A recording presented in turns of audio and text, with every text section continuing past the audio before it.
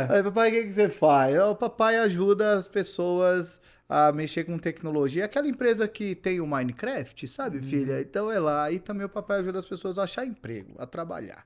E aí, de repente, você tá no trabalho, antes de vir para a Microsoft, estava lá no governo, de repente encontrava uma pessoa, né? Ô, professor, tentou aqui por sua causa, Uau. obrigado, você fez parte da mudança da minha vida, mudança da minha família. Né? Na trajetória na Microsoft, vira e mexe, quase que semanalmente, você vai numa agenda com um cliente, vai numa agenda no órgão público, esbarra com alguém, ô Uhum. professor, aí traz aqui. Então a gente não conhece os alunos no dia a Não. dia, a gente não acompanha a evolução deles, a gente só vê depois o resultado. Às vezes não tem gás para mais nada, Uhum. mas quando você lembra que tem um propósito por trás, é aquilo que te renova, né? Então é muito bom. E aí, naturalmente, eu acabo trazendo isso para a Microsoft, Aham. né? Então, dentro no dia a dia da Microsoft, amo compartilhar informações, compartilhar ideias, compartilhar insights, compartilhar aprendizado. Então é Uhum. isso que você falou, esse transbordo acaba sendo muito natural, né? Sim. Você tá ali, a oportunidade de qualquer assunto, você quer compartilhar um pouquinho, uma experiência, uma ideia, um insight, ajudar a pessoa a mudar de condição no trabalho, de vida e tudo. Então é bem gratificante, viu?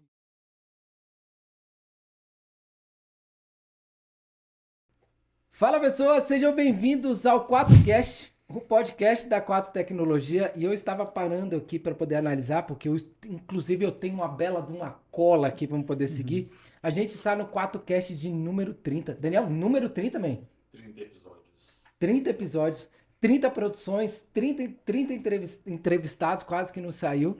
E a gente faz isso aqui como se fosse o primeiro, né, man? Cara, isso é muito legal. E hoje eu estou aqui com um convidado extraordinário, que eu, na verdade, eu quase que eu tinha que estar num outro ambiente, colocar aqui um queijo, um café para poder trocar ideia, porque a gente está com um amigo sentado aqui. Mas antes de apresentar ele para vocês, porque a ficha desse convidado aqui é bastante extensa, eu gostaria de convidar vocês a acessarem as redes sociais da 4 Tecnologia. No LinkedIn, no Instagram, é só pesquisar 4 Tecnologia. Sabe por que eu estou falando isso para você? Porque você não sabe, né? Você não está acompanhando a gente nas nossas redes sociais. Então dá uma pausa nesse vídeo. Primeiro deixa eu curtir aqui, vai lá nas redes sociais e começa a seguir a gente, porque você vai ver lá que nós temos uma promoção que se você trouxer o seu licenciamento Microsoft para 4 Tecnologias, você pode ganhar até 20 horas de consultoria ou de treinamento para a sua empresa. Então, olha só de trazer o licenciamento para 4 tecnologias, você já vai ganhar 20 horas de consultoria. Então, não deixe de aproveitar essas oportunidades. Bela cabeça eu fiz aqui, hein, Daniel? Parabéns para mim. Bora. Pessoal, vou apresentar para vocês hoje aqui o André Castro, que está com a gente aqui. Só para vocês terem ideia, presta atenção na chamada desse podcast de hoje. André Castro e a missão, e hoje eu estou num trava-língua gigantesco. André Castro, a missão de humanizar a tecnologia no setor público. Antes de ingressar na Microsoft, atuou como superintendente de novos negócios na G4F, subsecretário de TI no Ministério da Educação, assessor de TI na Advocacia Geral da União. Em todas as suas funções foi protagonista em iniciativas de automação, inovação, segurança da informação e modernização de operações públicas. Sua formação inclui graduação em Engenharia de Redes de Comunicação pela UNB, pós-graduação em Segurança de Redes, e essa base técnica sólida é complementada por uma atuação estratégica voltada à gestão de mudanças, cultura organizacional e uso inteligente de dados e inteligência artificiais, como Microsoft Fabric e Azure Databricks. Entre os destaques recentes estão o Dia do Azure Databricks na PRF, o evento Azure Gov na Microsoft Brasília e o encerramento de um ciclo transformador no MEC, com projetos premiados como a Jornada do Estudante e Acesso Único. E você ainda acha espaço para ser professor? Tem essa fase, esse job two aí, né? Na verdade, esse é o job tree, né? Porque primeiro eu sou pai, marido, né? Tem que manter Exatamente. manter a casa em dia, né? Olha só, Olha eu aí, ó. cometi essa gafe de não falar da sua esposa e das crianças, mas já está aqui, já Daqui a está pouco. corrigido.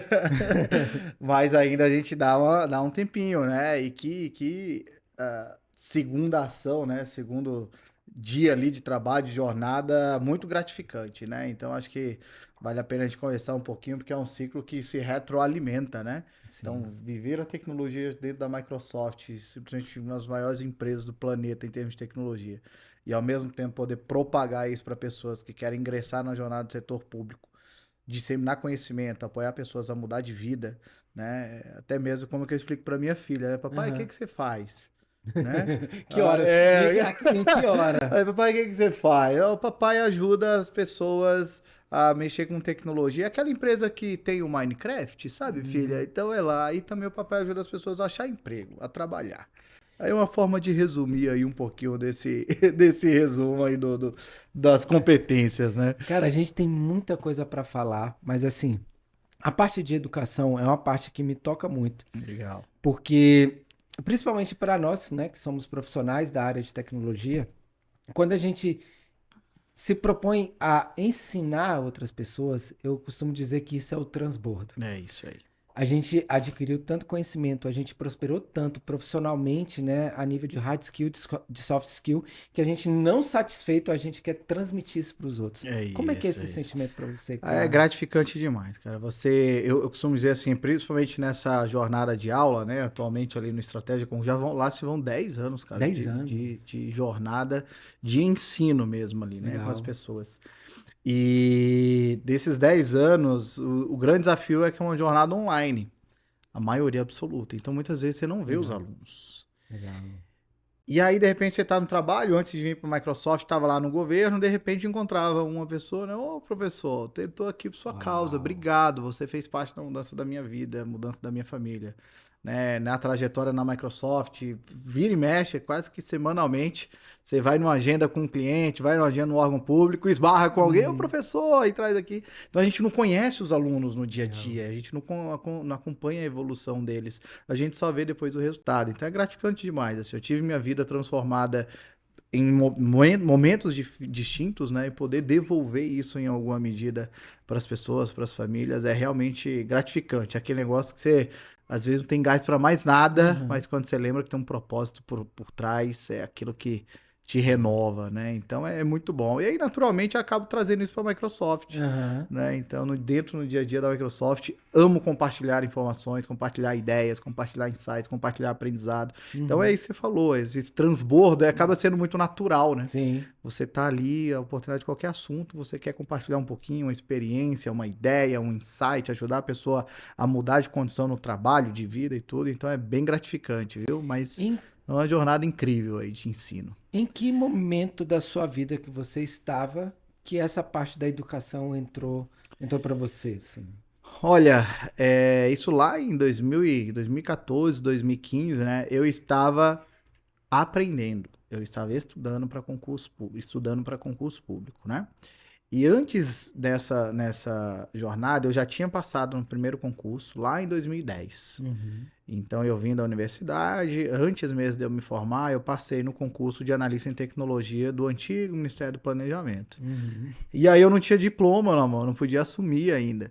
Aí eu tive que entrar com mandado de segurança para segurar um pouquinho a vaga e tal. Deu certo, segurei, entrei ainda sem diploma, com um atestado ali da UNB e tal, da universidade. Entrei. E continuei estudando, natural, a gente estava pensando em outras estratégias. No meio do caminho, estudando para concurso, eu vi os materiais, né? E, poxa, esse material não tá legal, podia ser um pouquinho melhor. Se eu pudesse contribuir, eu ia dar minha contribuição. E aí, a gente conversando com as pessoas, descobri um amigo que estava iniciando também uma jornada de ensino à época, né? Dentro do Estratégia Concurso. Jogando bola, batemos um papo e, cara, você não quer fazer parte, então, já que você tá com tanta ideia de como melhorar... 2014? Lá, 2014. E tava começando a engatear essa questão de online ainda. Né? Exato. Ainda era algo relativamente novo, mas já tava ganhando muita força, né? E aí lá, nessa época, é aquele negócio, você tá dando pitaco demais, vai fazer, né? Mais do que dar pitaco, vai fazer, né? Que legal, vai lá e faz. Vai lá e faz. E aí foi isso, aí deu certo, aí eu entrei e lá eu comecei, então hoje... e até hoje eu estou nessa área de ensino para tecnologia, com cursos muito voltados para a área de tecnologia, que envolvem a parte de segurança da informação, rede de computadores, nuvem, né? Então, e esse é um ciclo que se retroalimenta hoje, justamente porque eu preciso estudar para passar e ensinar, mas ao mesmo tempo eu vivo isso no meu dia a dia da Microsoft, que eu também preciso me apropriar do topo de linha de tecnologia que a gente tem, então acaba criando um ciclo, né, virtuoso ali de absorção de conhecimento, disseminação e nova absorção e disseminação, então é bem gratificante. Mas, na verdade, eu costumo dizer que isso tudo começou, cara, dentro da igreja, tu acredita? Acredito. Eu sou cristão, eu frequento a igreja evangélica e batista de Taguatinga, e desde muito novo eu tive a oportunidade de liderar pessoas dentro da igreja. E eu lembro até hoje minha primeira entrevista de emprego no estágio, quando eu fui uma empresa, à época, que trabalhava com georreferenciamento, GPS, tava começando isso na época, né? Eu passo tão longe, né? Hoje é tão natural, né? E aí na entrevista, e a sua experiência? Você tem alguma experiência de equipe, de trabalhar com pessoas? Eu parei na hora, eu pensei, pô, não tinha, né? Falei, tenho. É mesmo? Qual? Pô, eu liderei pessoas na igreja, fui líder de jovens na igreja. Vezes, né? E aí eu liderava e também, de certa forma, participava em jornadas de ensino. Aí ela, pô, nunca ninguém trouxe isso para currículo. Legal, gostei. Isso foi legal, que aí lá, né, acabou não dando certo, porque eu acabei indo para outro local. Mas então a trajetória de ensino vem daí, desde a igreja, dentro da escola ainda, fazia dominical, monitoria, exatamente. Legal. Então, e aí isso passou pra vida, cara. Então, amo compartilhar, amo realmente de coração ensinar, propagar. E quando você tem ainda uma possibilidade de se converter num propósito maior de mudança de vida, aí o negócio ganha dimensões que você não mensura, né? Aí começa a fazer disso. ainda mais sentido, né? É isso aí. Porque o que acontece? Se a gente for... Porque o pessoal para poder analisar. É um profissional com a capacidade que você tem, né? Com o conhecimento que você tem. A questão do ensino, tem muita gente que vê isso como a parte financeira. Mas, velho, quando você tem propósito, a última coisa que você enxerga é o financeiro. É isso aí. É uma consequência apenas do trabalho. Mas realmente você tá lá por um outro motivo. Isso é incrível, cara. Isso é incrível. E é isso. E você foi lá, você era da iniciativa privada, vou estudar. Passou num concurso. E esse é o ponto, eu nem passei pela privada. Lembra? Direto da universidade. Eu nem cheguei, eu já fui direto pro setor público. Aí você pegou, foi pro setor público, ficou lá quanto tempo? Quase 14 anos. 14 anos no setor público, aí de repente você falou assim, vou fazer uma transição. Não foi bem de repente, né? Não, sim. Foi relativamente pensado e graças a Deus que deu certo. Muitas pessoas foram importantes nessa trajetória, mas existem algumas perspectivas que me trouxeram a pensar nisso, né? Eu acho que eu tive a oportunidade de criar uma trajetória, uma carreira muito legal no setor público, né? Então, passei por alguns órgãos. AGU, exato. Assim, acho que foram três órgãos ali, mas 2 eu tenho um apelo diferente, porque realmente foram jornadas transformacionais ali de algumas coisas, né? Então, tive a oportunidade de trabalhar no principal sistema de compras públicas do governo federal, Comprasnet. Então, liderei ali o Comprasnet durante um tempo. Tive a oportunidade de implantar um núcleo de inteligência, quando inteligência ainda era algo distante para muita gente. E depois fui para o MEC, assumi um desafio ímpar ali, realmente...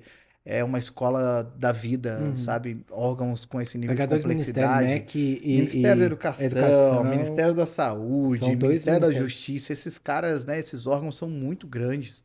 Tem as suas complexidades intrínsecas. Eu costumo dizer que é o modelo gestor de TI JK. Você faz ali 10 anos de experiência em 2, sabe?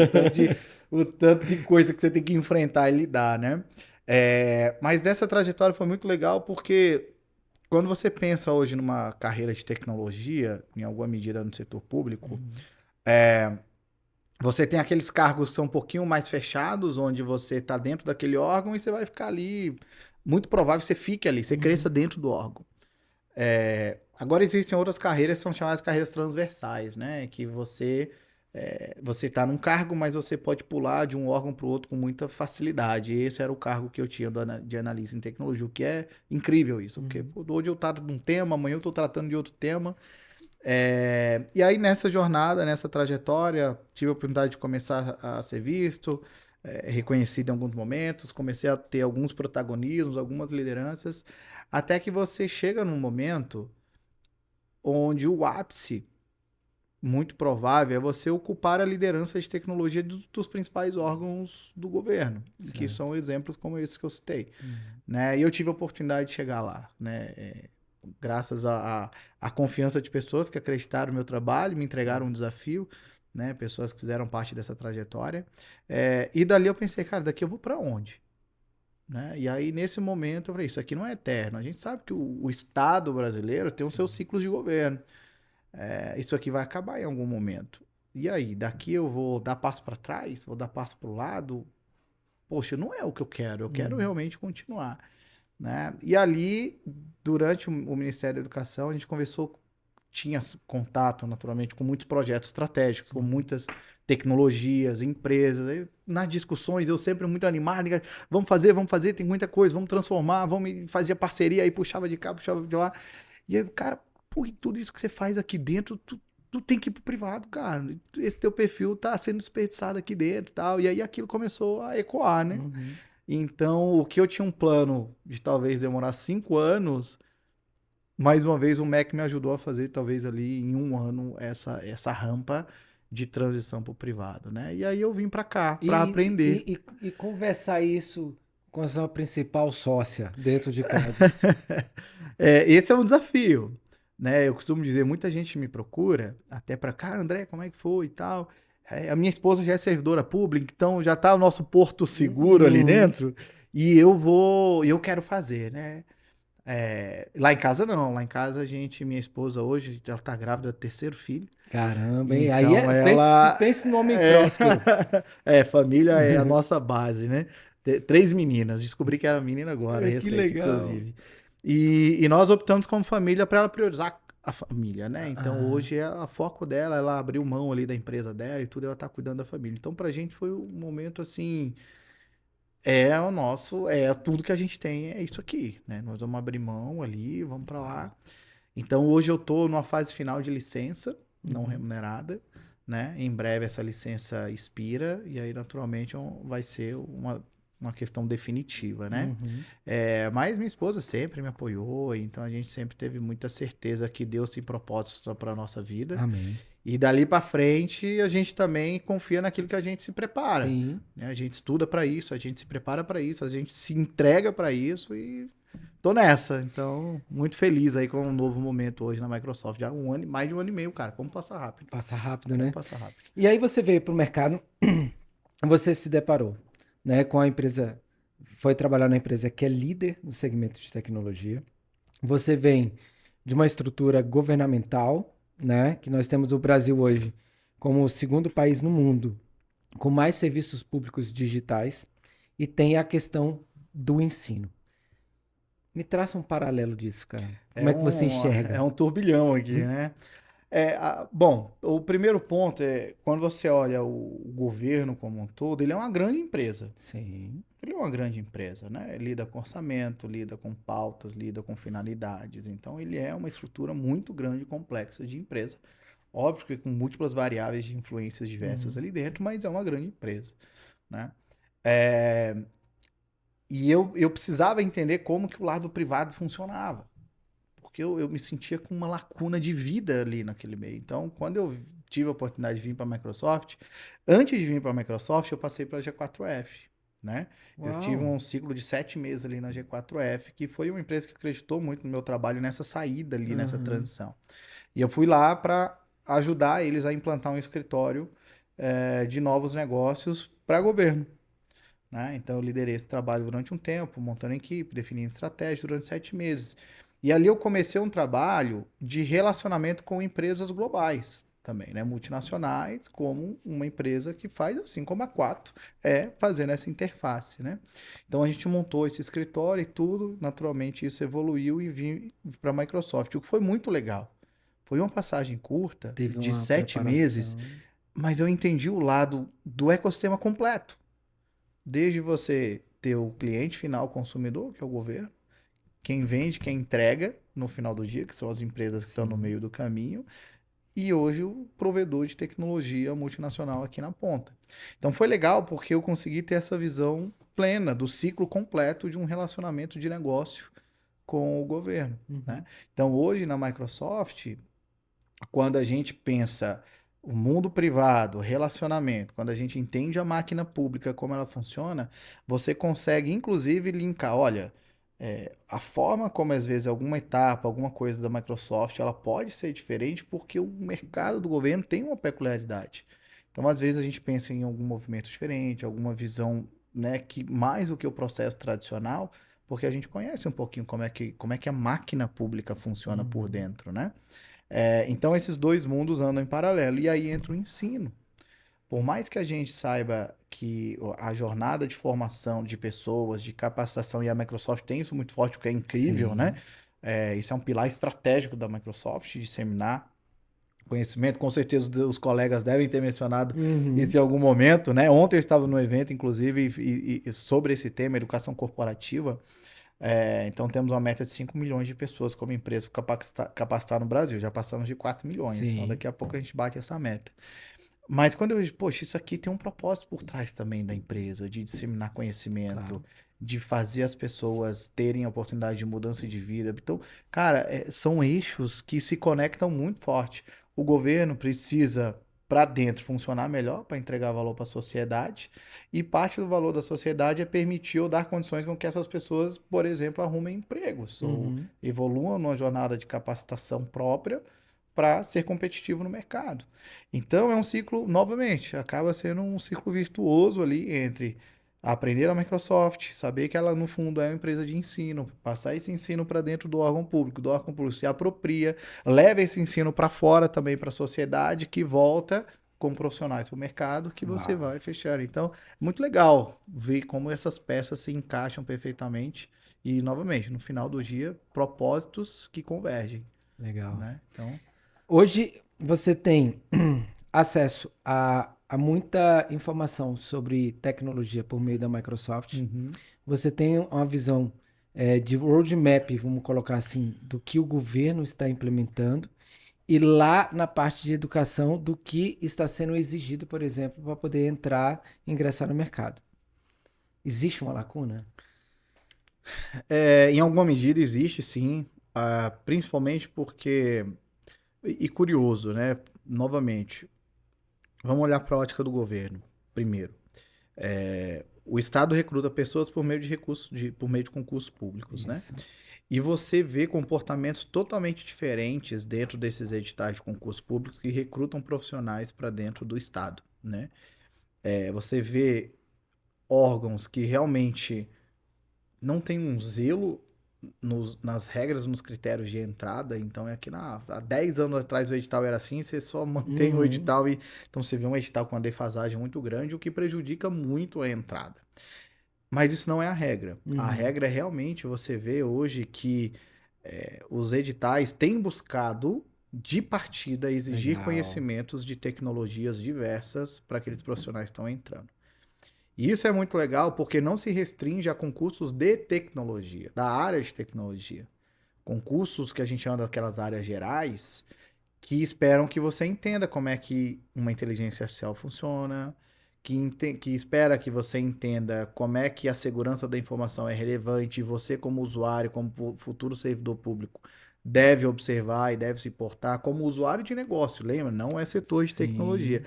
Então você vê esse movimento, você vê órgãos mais complexos e difíceis, como por exemplo um tribunal de contas, secretarias de fazenda, Banco, né? que é o nível mais elevado de complexidade de exigência, e ali é muito profundo. O cara vai para a área administrativa, mas ele tem que saber de tudo de tecnologia. Então você vê diferentes comportamentos nesse processo para quem entra no setor público, né? Agora, indo para o setor privado, naturalmente ainda há uma lacuna também muito grande. Então, por isso que eu acho que essas coisas não destoam. Não destoa, No né? final do dia, repito, para mim o governo é uma grande empresa, onde Sim. algumas coisas funcionam bem, algumas coisas não tanto. Então, você vai para o mundo privado, é a mesma coisa.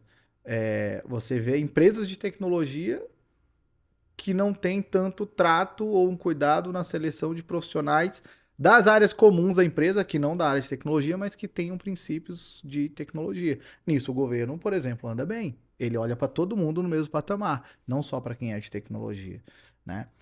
Mas é um desafio, né? Então, hoje a Microsoft tem ações justamente com o órgão para tentar achar essas lacunas, né? Uhum. Ontem eu estava citando, acho que a gente vai colher algumas consequências no futuro ainda, principalmente das gerações que enfrentaram aí a pandemia, Certo. né? A gente tem gerações que estavam ali numa fase final de entrada de mercado, ou até mesmo no início da sua jornada, que esses profissionais sofreram bastante ali com a pandemia, com a base de ensino, né? Uhum. E ali existiram o que a gente chama de gaps de aprendizagem que vão impactar lá na frente. Ao mesmo tempo que esses gaps existem, você tem hoje um acervo gigantesco para você encurtar esse processo de aprendizagem, né? Mas no final do dia é isso, a informação está aí para todo mundo. Agora cabe a gente conseguir mostrar para as pessoas como elas podem usar e explorar isso para se preparar para o mercado da melhor forma possível, né? Vira e mexe eu recebo muita mensagem de aluno, professor, estou pensando em começar a estudar tecnologia. E eu vi que você é professor de concurso público, mas eu não sei se eu quero concurso público ou se eu quero mercado privado.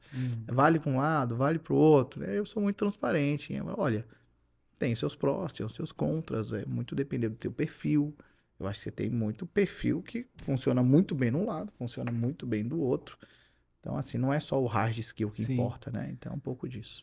Cara, que visão fantástica que você trouxe. Que, até para mim, né? Isso elucidou uma ignorância que eu tinha, né? Que eu imaginava que dentro das provas de concurso público, a não ser aquele concurso que era direcionado para a área de TI, o nível de exigência era baixo. Então você já está trazendo aqui para mim já que tem não. mudado, já Então mudou. hoje o que você está por vezes apresentando num slide pela Microsoft é um conteúdo que É vai um estar numa prova conteúdo. de concurso. É um conteúdo, exatamente. Então fica a lição para você que está estudando para concurso, se qualifique, porque o nível de exigência está cada vez mais alto. E mais do que isso, né?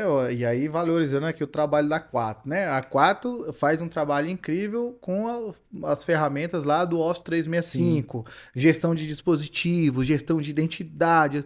Isso é cobrado.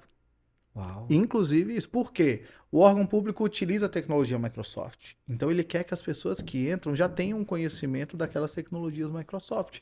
Então esse tipo de conteúdo é cobrado. Ali nomeado, olha, saber o que é o Intune da Microsoft.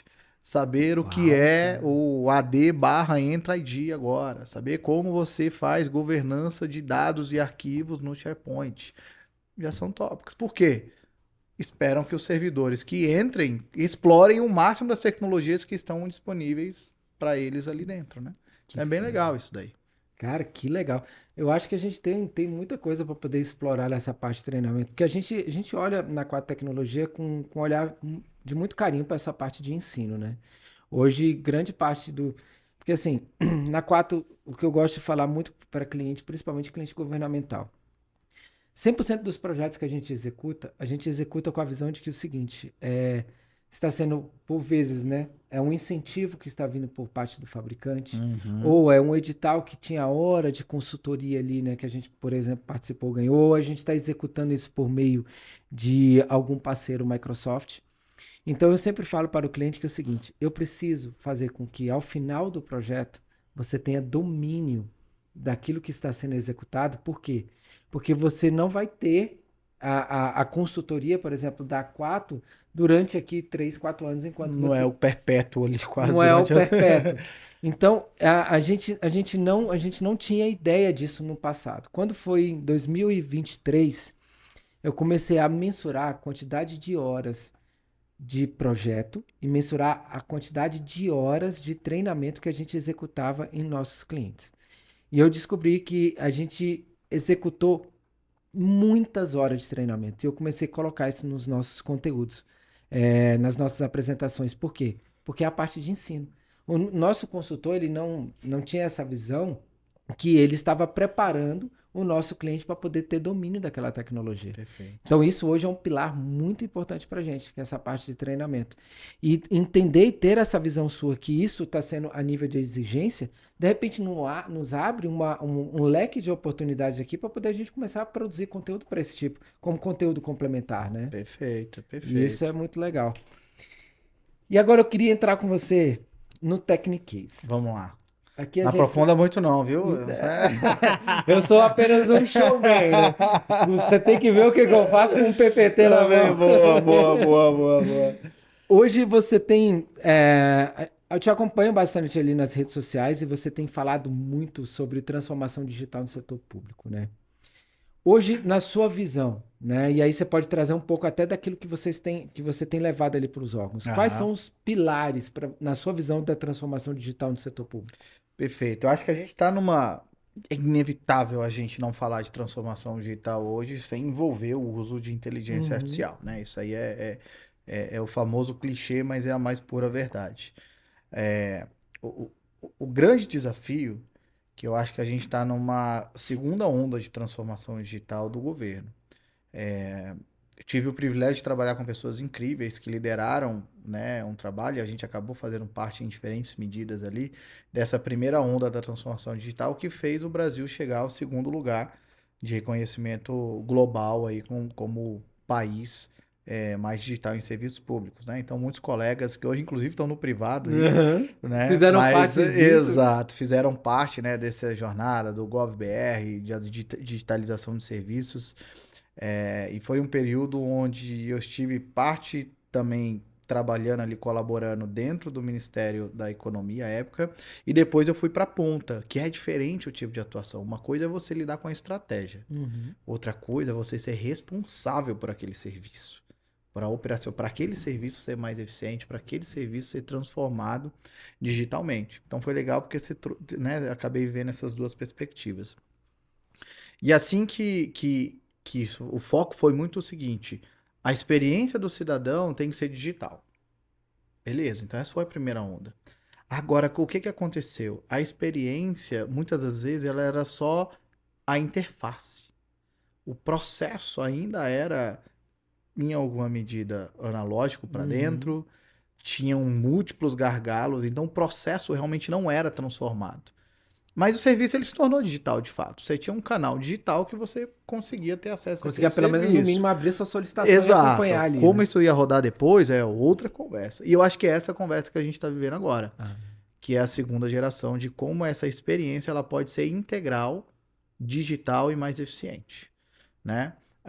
Então, quando você pensa desde o início de uma jornada de uma interação até nos pontos de tratamento, quem olha, em qual condição, como você automatiza e agora como que a IA faz essa interface e como que a IA muda a forma como você interage com o Estado, eu acho que esse é o grande desafio.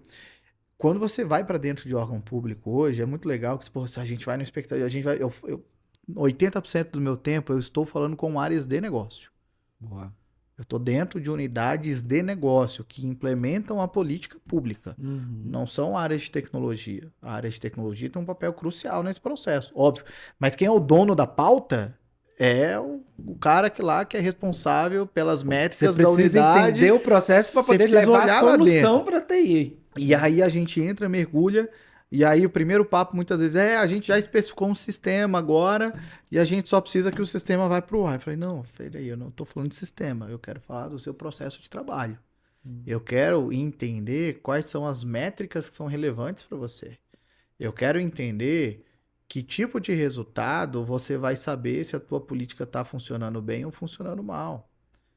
E aí, a partir daí, você vai dando passo para trás. Não, entendi. Mas então, para eu fazer isso, eu preciso fazer como? Quais são as alternativas que eu tenho? E muitas das vezes, quando você entra e perguntar, mas você precisa fazer isso por quê? Ah, porque a lei diz, ou a norma diz. Ainda tem esse Aí detalhe. você. E eu sempre fui adepto dessa, eu carrego essa filosofia para mim, né? Muito grande, eu carrego muito isso para mim. O governo, ele é óbvio, ele é pautado na legalidade. Uhum. Você faz aquilo que está escrito, Sim. né? Mas quem escreve? O próprio governo.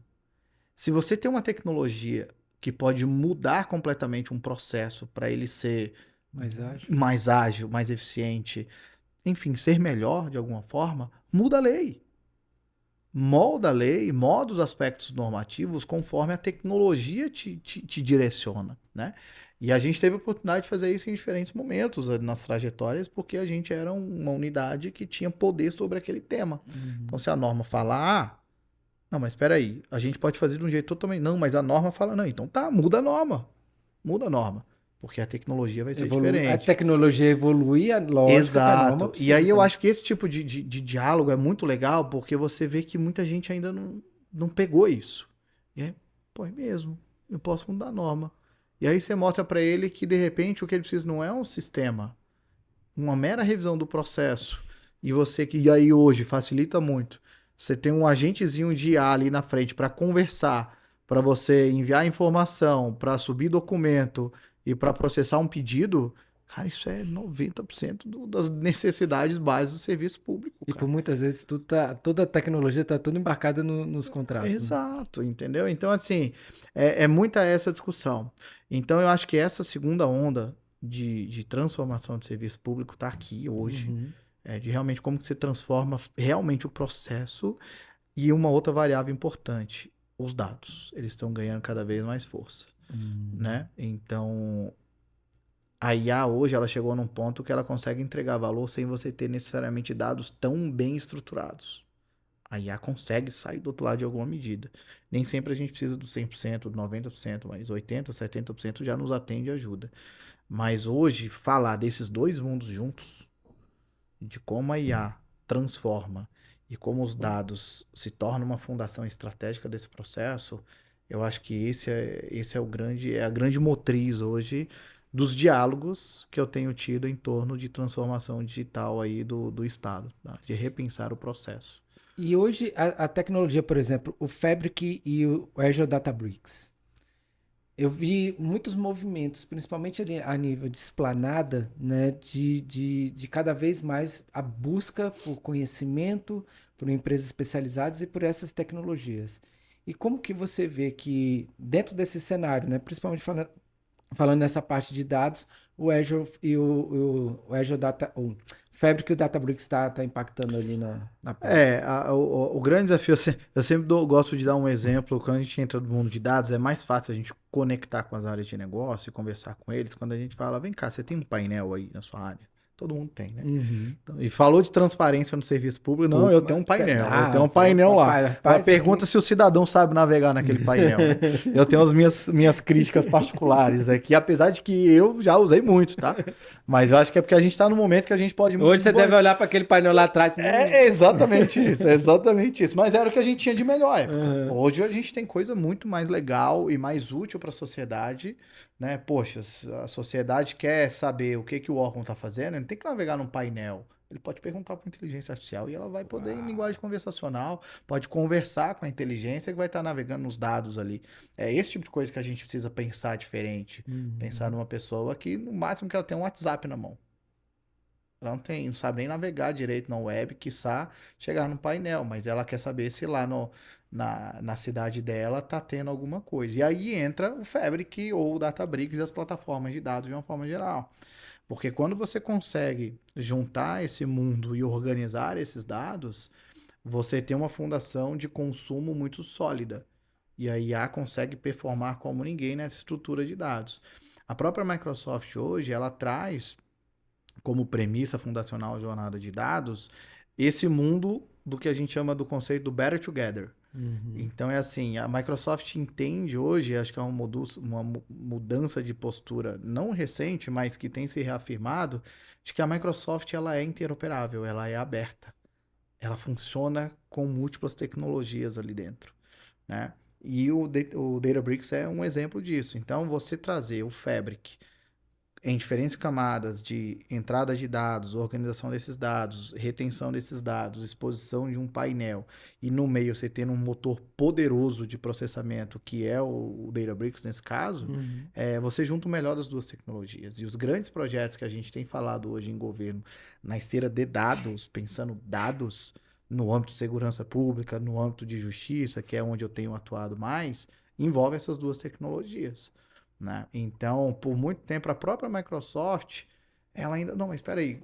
O Fabric, em parte, faz o que o Databricks faz e como é que fica, né? E é isso mesmo, mas está tudo bem. O que a gente consegue extrair do melhor dos dois e fazer essa coisa, essa engrenagem funcionar em perfeita simbiose, né? Então, eu já passei por múltiplos arquitetos ali que... Não, lá é Databricks, a gente tem que colocar o Fabric. Não, cara, não é por aí. A gente tem que fazer essas coisas funcionar bem. Mas é normal, foi uma questão de cultura. Sim. As tecnologias vão vindo, as parcerias vão sendo firmadas. E o Databricks hoje ele é nativo na Microsoft, né? Então é a única nuvem hoje que entrega esse serviço nativo. Legal. Os demais tem questão de marketplace, tem algumas outras questões ali. Então, assim, realmente é uma parceria que a gente acredita muito. E eu acho que, novamente, dentro de casa, a Microsoft hoje ela traz. A gente viveu o último ano IA, IA, IA. Sim. Agora todo mundo já tem alguma IA. E agora a gente precisa olhar dados e segurança para abastecer essa IA. Eu acho que essa conversa que está acontecendo, né? E aí, dados e segurança com a IA para converter isso em agentes especializados é a premissa, a base de estratégia, inclusive corporativa, hoje que a gente tem propagado, tem conversado com os clientes aí, né? Mas é Legal. isso. Até para você que está nos assistindo, um ponto que o André falou aqui que é muito importante, a Microsoft a cada ano fiscal, ela sempre está olhando para alguma tecnologia, que ele falou. A gente falou bastante de IA no ano fiscal passado e agora a gente está falando da parte de segurança de IA. O que isso para o cliente Microsoft é um ponto muito positivo? É porque a Microsoft sempre vai estar trazendo a vanguarda, né, André? É isso. Porque fazer com que os clientes evoluam tecnologicamente, fazendo com que cada vez mais eles extraiam o melhor dessas tecnologias. Então, eu costumo dizer que a cada ano fiscal da Microsoft a gente vive uma empresa diferente. Né? E agora, você trazendo essa parte, né, essa parte de dados e de segurança, e aí já veio esse movimento desde a virada do ano fiscal que eu vi, né, essa questão da Databricks, e a gente está olhando bastante para isso agora também. Então, isso é uma forma de potencializar ainda mais os resultados em cima dos clientes lá na ponta. Né? Perfeito. Não, e esse ponto da segurança, ele é muito relevante justamente por causa disso, né? Você... No final do dia, a inteligência artificial ele é um software. Sim. Ele é um produto. Como todo software e todo produto, ele tem características e tem superfícies de vulnerabilidade que ele abre ali dentro. Então, é um mundo muito novo. Então, a gente está aprendendo constantemente como essas portas se abrem, como elas precisam ser fechadas numa ótica de segurança em torno de inteligência artificial, né? E aí é sempre aquela velha máxima que a gente reforça, porque eu acho que tem um peso relevante, né? Hoje, quem é atacado, quem é visado, necessariamente precisa estar muito bem protegido. Sim. E a Microsoft investe bilhões de dólares em segurança pesada, até porque hoje qual é a maior organização do planeta que mais sofre ataque? Sabe essa, Théo? Microsoft. Quase. Governo americano. Microsoft é a segunda. Olha aí. Então, assim, a segunda organização do planeta que mais sofre ataques ou sinais, né? São dezenas de trilhões de sinais de ataques. Cara, isso é um negócio surreal. Então, assim, você tá tendo que lidar com novidade o tempo todo. Então, você precisa entender. Primeiro, você vai se apropriar daquilo, entender, e aí você aprimora, inverte, cria um remédio para aquilo. Então, você vai ter que estar respirando o topo da tecnologia de segurança o máximo possível. Para sua própria segurança e, consequentemente, para os clientes. Então, isso é muito legal. Hoje, pensar aqui que a gente pode trabalhar inovação de forma segura, eu acho que são pilares bem relevantes aí quando a gente realmente fala de parceria em torno de inovação, né? E a Microsoft traz muito isso. Uau! No nosso podcast passado, a gente recebeu aqui o chefe, né? Do Ronan Damasco. Mestre Ronan. Foi assim, um bate-papo assim, alto nível, né? Igual está sendo o nosso de hoje. E o Ronan ele também teve uma trajetória, né, no setor público, né? Só que a gente está falando isso de alguns, né, algum tempo atrás. E você acabou de sair, vamos colocar assim, fresquinho, né, do governo e principalmente liderando jornadas, né, de tecnologia em grandes instituições, né, do governo federal. E hoje você estando dentro, tendo essa visão. A nível de fabricante, a nível de mercado privado e com um olhar dentro do setor público, porque hoje é o público que você atende. Isso. Na sua visão, quais são as tendências tecnológicas que irão redefinir o setor público nos próximos anos? Já estão redefinindo, né? Já estão. Quando a gente...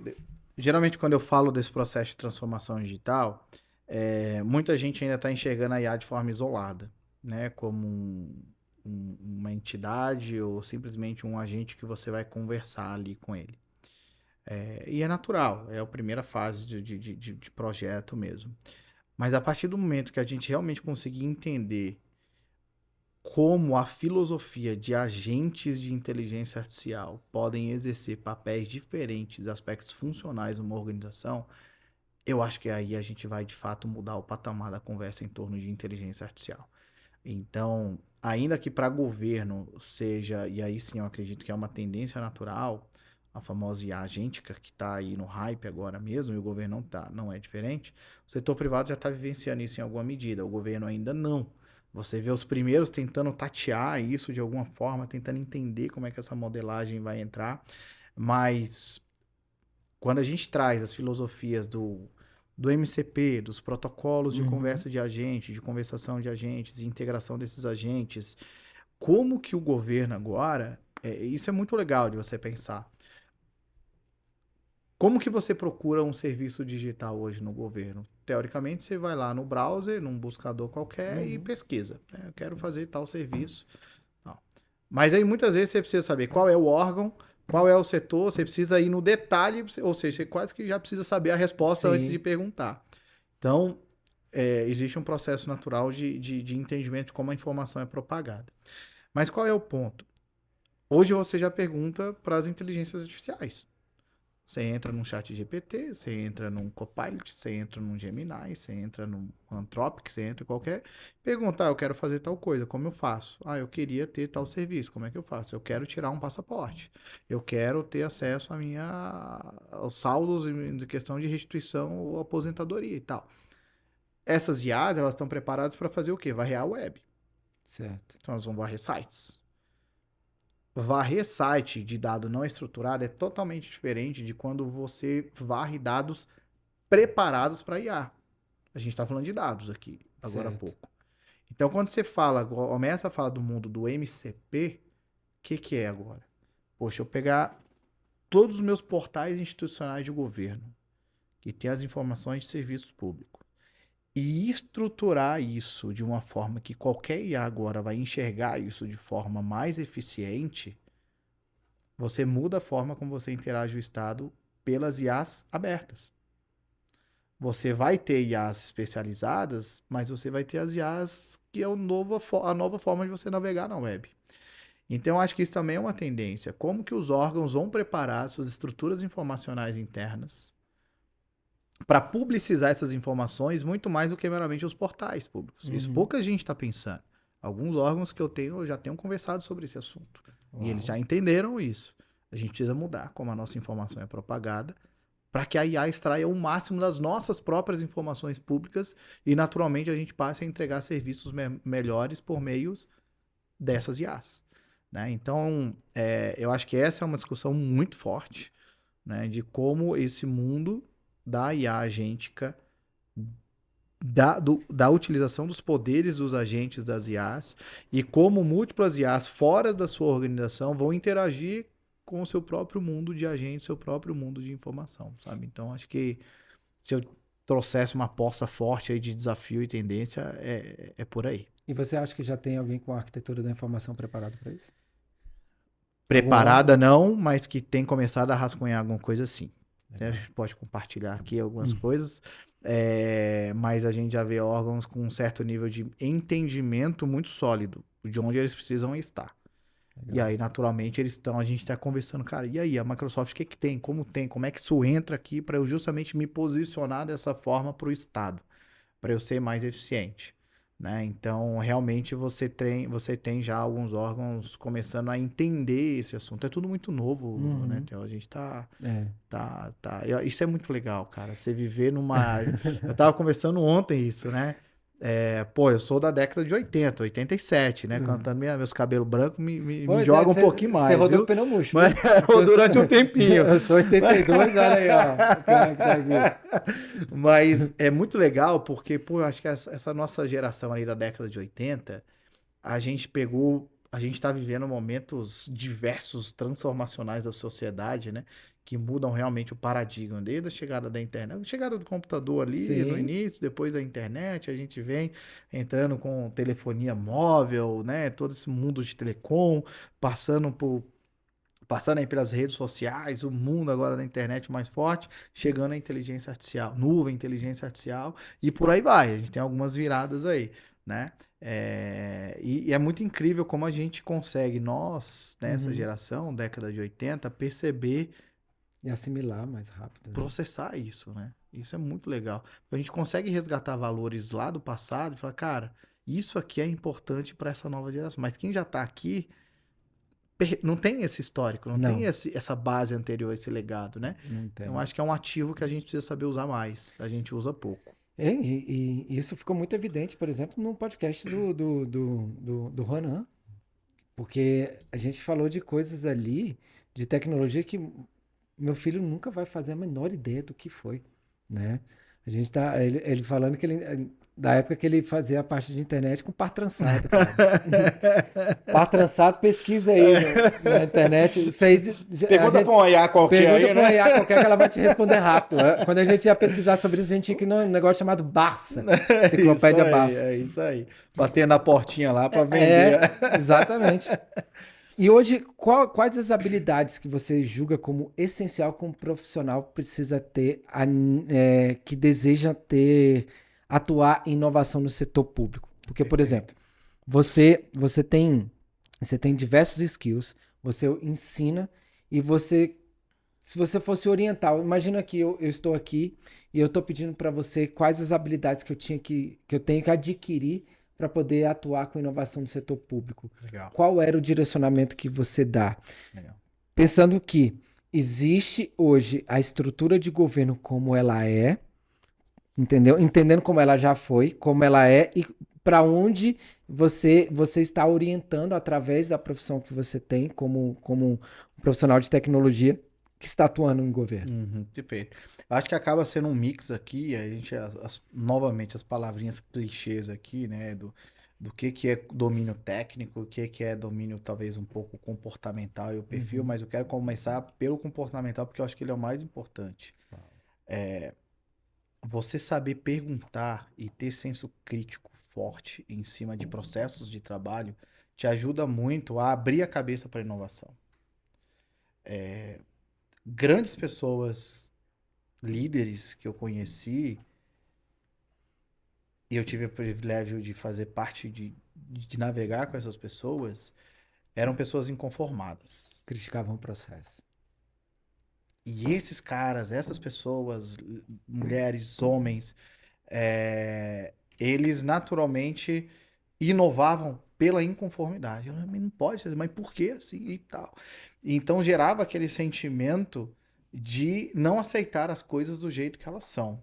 E eu acho que isso é uma característica, um comportamento muito relevante na inovação. Porque as melhores inovações, muitas vezes, nascem de dentro, de quem está vivendo o problema todo dia. Por mais que hoje o governo tenha áreas de inovações que entram dentro dos setores para tentar desenhar o processo, fazer aquela pessoa, mas no final do dia, quem vai dizer o que funciona bem, o que funciona mal, como pode ser diferente, é quem está no processo, quem está dizendo, prestando aquele tipo de serviço, quem sabe o que é relevante, o que importa. Então, esse sentimento de inconformidade ali, de não aceitar as coisas do jeito que elas são, eu acho que quando você coloca isso como premissa, o tempo todo, beleza, a gente está aqui diante de um problema. O problema existe porque ele funciona assim, mas ele precisa funcionar assim? Talvez a gente não está gerando um problema desnecessário que se a gente mudar totalmente a perspectiva, a gente realmente pode pensar um pouquinho fora da caixa.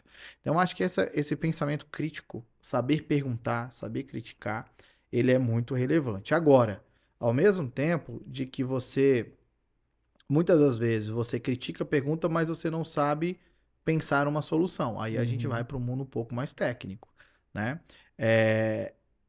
Quando eu tenho a oportunidade de realizar algumas oficinas de inovação pela Microsoft com os clientes, com os órgãos públicos que eu trabalho, nessas oficinas de inovação, a gente tem um banhozinho de loja ali em torno do que a gente chama dos poderes das capacidades da IA.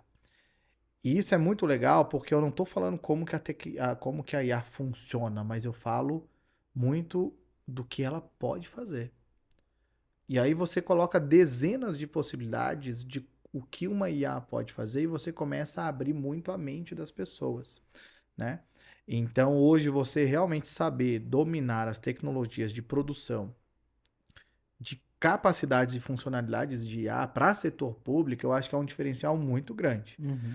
para a inovação. E perceba, não estou falando do cara para ir para a área de tecnologia. Eu estou pensando em você ser uma mente que pensa tecnologia dentro das áreas de negócio. E você vê uma tendência de governo muito legal. Já ouvi vários gestores falando isso. Que é o seguinte, é um setor jurídico. E aí, de repente, você tem um engenheiro lá dentro, ou um cara de TI lá dentro. Ou às vezes liderando a área do jurídico. Nada contra as outras variáveis. Mas por quê? Essas pessoas já estão com um pensamento intrínseco nesse viés tecnológico, para pensar a tecnologia e saber como aplicá-la no processo. Então, você vê uma tendência muito grande de pessoas de tecnologia indo para dentro das áreas de negócio. E vice-versa. Olha que legal. Você vê muitas áreas de tecnologia recrutando profissionais de negócio. Porque a TI também muitas vezes não conhece o negócio. Né? Em TI tem toda a informação do negócio, mas não conhece. Lá no MEC, à época, a gente fez um negócio muito legal, que foi isso, né? A gente criou pessoas de relacionamento para estar dentro do negócio e, ao mesmo tempo, a gente elencava quem era uma pessoa para estar dentro da nossa unidade de tecnologia para justamente fazer essa troca de informações. E isso gerava um sentimento de empatia muito legal e as coisas funcionaram muito bem quando a gente juntou negócio e tecnologia, né? Então, esse negócio de você se colocar no lugar do outro ali para governo, ele funciona muito bem. Então, trazer a gente de tecnologia, colocar aqui negócio e vice-versa, entra. Eu lembro uma das primeiras coisas quando eu assumi a unidade de tecnologia lá, o que você faz quando geralmente você vai recrutar as pessoas, né? Você pensa, eu preciso pensar em alguém de tecnologia na área de infraestrutura, vou procurar alguém bom em infraestrutura para colocar aqui. Eu vou pegar a área de sistema, vou pegar alguém bom para colocar aqui na área de sistema. E aí vai. E lá o que a gente fez? Geralmente existe um conflito de sistema e infraestrutura, né? E aí eu falei, ô fulano, você é bom de infra, né? Cara, você vai liderar o sistema. Ô fulano, tu é bom de sistema, tu vai liderar a infra. Invertia. Não quero um falando mal do outro, não. Já que você já aqui domina, eu quero que você vá lá do outro lado e resolver. Conhecer o desafio do outro. E foi incrível essa jornada, porque realmente as pessoas tiveram um sentimento de empatia muito grande, de aproximação.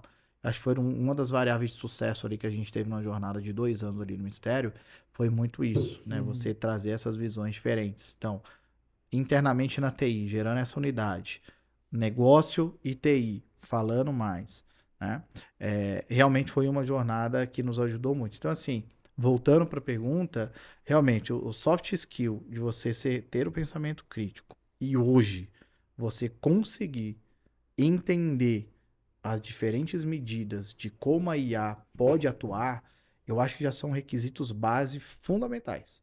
Porque você vai estar no teu dia a dia e o seu tempo todo vai pensar, esse processo pode ser otimizado por inteligência artificial de alguma coisa. Uau. Né? Então, eu acho que por aí são as skills mais relevantes hoje. Até mesmo todo mundo hoje coloca, eu vou para a área de TI, preciso saber programar? Né? Pô, aquela pergunta.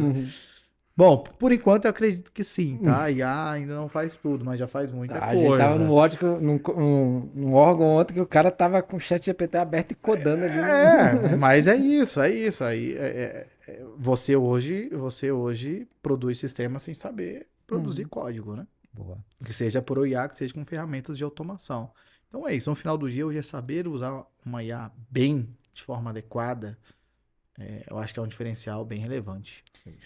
André, a gente está caminhando aqui para o final e geralmente eu peço para pessoas deixarem uma mensagem para os profissionais da área de tecnologia. Só que com você hoje eu queria fazer algo diferente. Porque assim, como eu lido com muitas pessoas, né, e principalmente eu que ministro muito treinamento com área de negócio, falando sobre jornada de adoção, por vezes eu me coloco ali no lugar do outro e eu tento olhar para ele com o olhar dele. É o que eu falo muito na empresa. A Quatro, ela não é uma empresa com foco no cliente, ela tem um foco do cliente. Perfeito. E aí existe a diferença.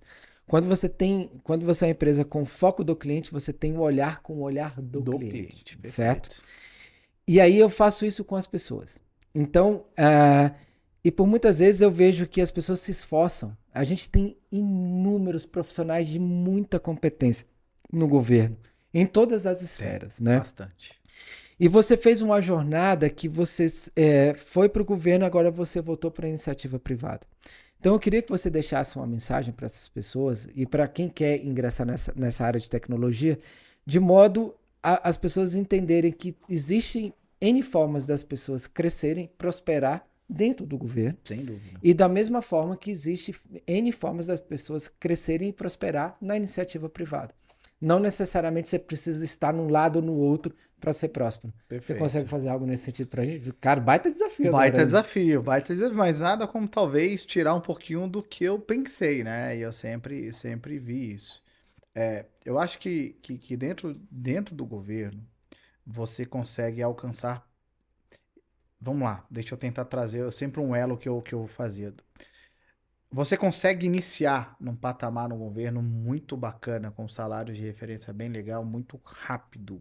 Rápido que eu digo de partida. Óbvio que tem o curso de entrada, de você Sim, passar no concurso. claro. Né? E você tem concursos, óbvio, que pagam até um valor mais baixo, até concursos que pagam valores muito elevados. Você vai penar para chegar no setor privado. Né? Mas você chega num patamar muito rápido. Agora, essa curva de crescimento e evolução, ela é uma curva mais linear e um pouquinho menos inclinada. Uhum. E geralmente no setor privado, o que você tende a ver é você, a depender obviamente da tua experiência, do tempo, mas eu estou tentando colocar os dois no mesmo patamar, você tende a começar um pouquinho mais baixo, mas essa sua curva, ela é uma curva talvez até exponencial. Certo. E o grande desafio é você entender no seu momento de vida onde você está. Legal. E esse foi um que eu trouxe uma reflexão, porque quando eu pensei na minha trajetória de governo, eu vi, cara, eu já andei, eu tô num ponto X aqui dessa minha curva de inclinação, daqui eu vou para onde? Eu cheguei num lugar que eu não vou fugir muito disso daqui, né? E aí, quando eu pensei, se eu exatamente desse ponto aqui de esforço, de responsabilidade, de retorno financeiro, de onde eu estou, será que no setor privado eu consigo, talvez, eram as minhas reflexões, Aham. manter o mesmo padrão financeiro com menor responsabilidade? Com menor ou maior esforço?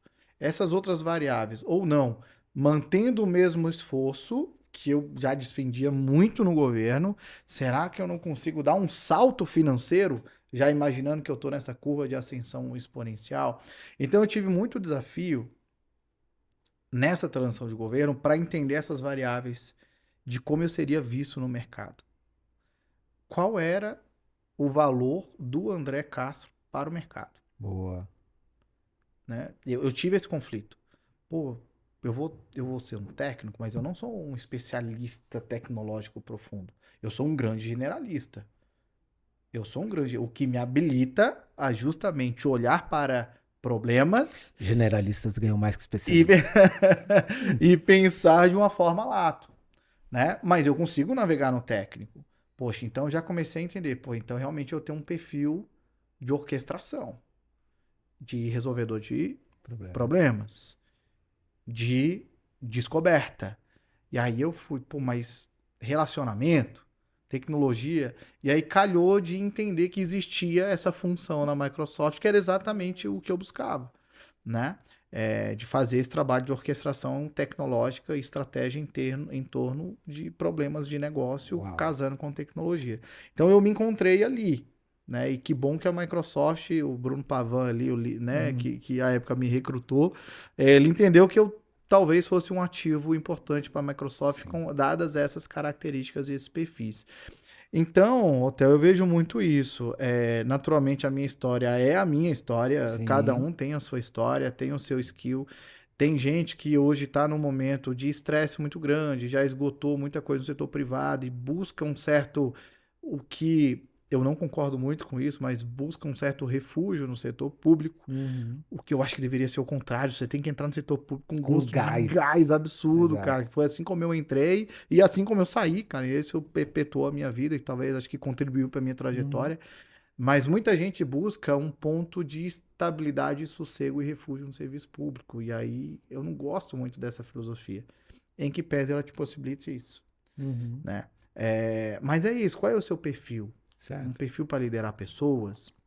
Você é um perfil técnico, um perfil mais trabalho solo, né? Você é um cara que lida muito bem de fazer a mesma coisa pro resto da tua vida, É e num porque serviço público, e tá tudo bem. é E isso, se que eu quero e falar. tá tudo É porque eu bem. falo para as pessoas, vai que, meu irmão, deixa eu te falar uma coisa, tá tudo É certo, isso, cara. assim, qual é o seu perfil? E o que que, óbvio, casa, o que que você buscar casar, o que que você quer, com a remuneração que te traz, uma situação que você almeja, um nível de prosperidade que você busca. Então, assim, não é trivial, longe Uhum. de ser trivial esse processo. Agora, o fato é, você pode ser muito bem sucedido nos dois lados. Boa, cara. Eu acho que o recado final, ele tá aqui, vai depender muito de você, da sua postura, de como você vai querer ser visto, de Uhum. como você vai se portar nos dois mercados. E aí vai, ponderar risco, investimento de entrada, né? Tem o mercado privado, tem os seus riscos, mas também tem os seus atrativos. Sim. Setor público da mesma forma, né? A organização financeira, aposentadoria, estabilidade.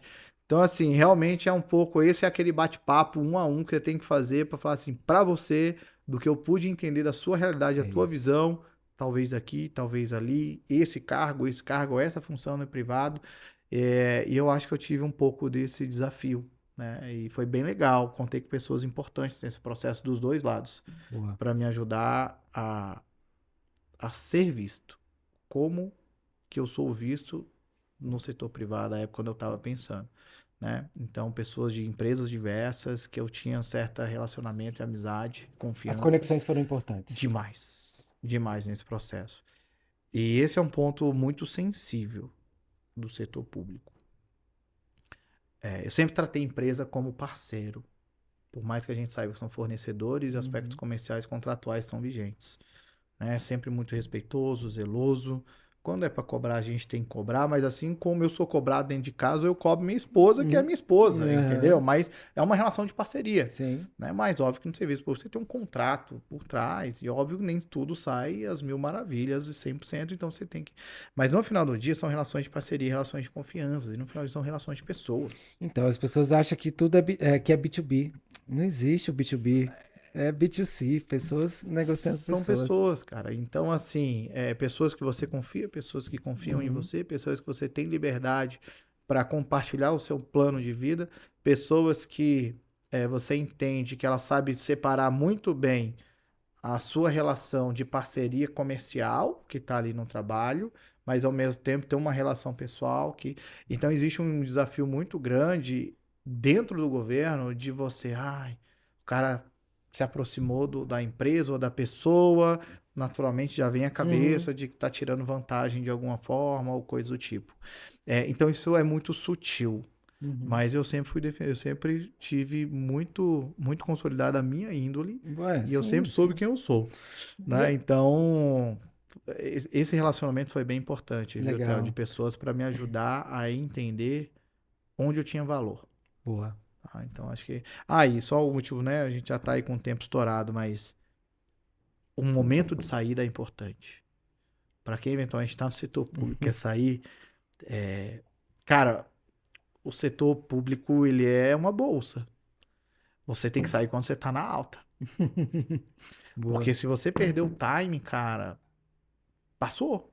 Você perde o seu poder de negociação, Sim. né? De visibilidade para o mercado. Boa. Então, eu acho que essa questão do timing de passagem para você fazer uma transição legal, para você colocar suas condições, isso para mim foi muito novo, né? Pô, Uhum. eu passei num concurso, salário aqui, todo mundo sabia e tudo. É, Mercado privado é diferente, você negocia, você tem espaço para negociar. Então, eu acho que essa é uma dica importante. Para quem legal. quer sair por algum motivo, tentar buscar um ponto de posicionamento no setor público em que você vai estar valorizado. Isso te ajuda a fazer uma migração mais valorosa, Sensacional. né? Ah, Pro isso aí. mercado privado, Você entendeu? vê, é peso de ouro, menino, viu? Bem, te agradeço, cara. Obrigado demais por Obrigado esse pela bate-papo. oportunidade. Para você que assistiu essa mentoria for free, for fun, que foi uma mentoria. Isso aqui eu não posso. Daniel, isso aqui foi um podcast ou foi uma mentoria, man? Foi uma aula, né? Então, te agradeço demais Eu por que esse agradeço pela tempo. parceria, meu Eu amigo. vou falar que a gente precisa marcar outras vezes para você estar aqui com a gente, porque eu acho que a gente tem muitos assuntos ainda para poder abordar aqui, principalmente nessa parte de tecnologia voltada para o setor público. nessa parte sua também, essa questão de educação. Você já tem grupo de mentoria já, man? Rapaz, eu tinha um tempo, mas meu poder de multiplicação pessoal se limitou, entendeu? Eu tive Entendi. que abrir mão um pouquinho, né? Mas eu tô pretendendo voltar. Cara, coloca no tô radar pretendendo. isso. Coloca no radar isso, Entendendo. porque a gente precisa. Legal. Entendeu? Eu acho que o mercado precisa disso. Porque esse mercado de mentoria, hoje todo mundo quer vender uma mentoria. Só que é diferente quando você tem uma bagagem, né?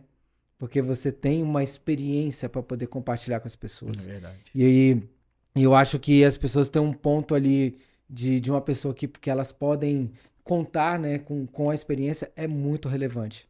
A gente já tem o seu transbordo ali por meio da educação. Eu acho que hoje você pode criar uma estrutura para poder você estar assessorando essas pessoas, que eu acho que isso é muito importante. Legal. Certo? E acompanhar, né? Pô, lá no Cara, LinkedIn. dá os seus arrobas aí. Instagram, @prof. André Castro. Legal. Né? Eu preciso voltar ativa, né? Eu tô Olhamos o seu perfil, né? inclusive. Eu preciso. Tô tentando. A vida tá me levando. Mais um menino chegando. Mas é isso ali, né? Compartilhamento de conteúdo, trabalho. Então eu tô realmente reativando ali. E no LinkedIn mesmo também, André Castro, direto, né? /André Castro. Então gosto muito de conexão com pessoas, bater um papo ali no privado do Instagram, do LinkedIn também. Então sempre bem-vindo. Então são os 2 meios aí que podem me achar. É isso aí. Pessoal, muito obrigado pela presença de todos vocês aqui nesse 4Cast. Não deixe de acompanhar as nossas redes sociais, porque a gente está atualizando de conteúdo diariamente e conteúdo de peso. Inclusive, agora, nesse exato momento, a gente acabou de publicar um artigo. Inclusive, você vai ter que escrever um artigo para o nosso blog. Vamos nessa. Um artigo do nosso amigo, cliente e parceiro, Eduardo, que tá sensacional. Então eu vou pedir pro Daniel deixar o link para vocês aqui acessarem e verem esse conteúdo que tá sensacional. E também, não só o conteúdo, mas toda a parte de produção desse conteúdo, porque ali vem uma parte de design que, meu amigo, vamos falar que ficou sensacional, trazendo ali o contexto da mensagem que o Eduardo quer compartilhar. E nas nossas redes sociais, todos os dias a gente tem conteúdos de relevância aqui para compartilhar com você, tá bom? Então, forte abraço para vocês e até o próximo 4Cast.